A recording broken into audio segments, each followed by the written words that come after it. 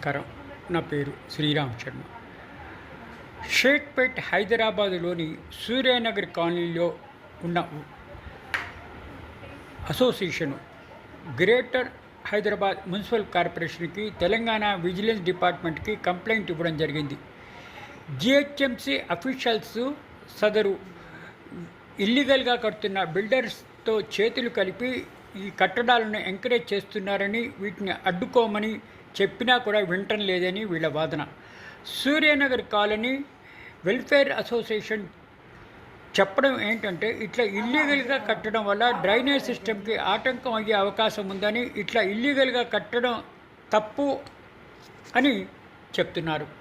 సదరు కాలనీ వాసులు complaint DHMC అధికారులు ఇట్లా అనాథరైజ్డ్గా కన్స్ట్రక్షన్ అలో చేస్తున్నారని, జిహెచ్ఎంసీ చట్టాన్ని, రూల్స్ను, రెగ్యులేషన్ను వైలేట్ చేసి కడుతున్నారని వీళ్ళ వాదన.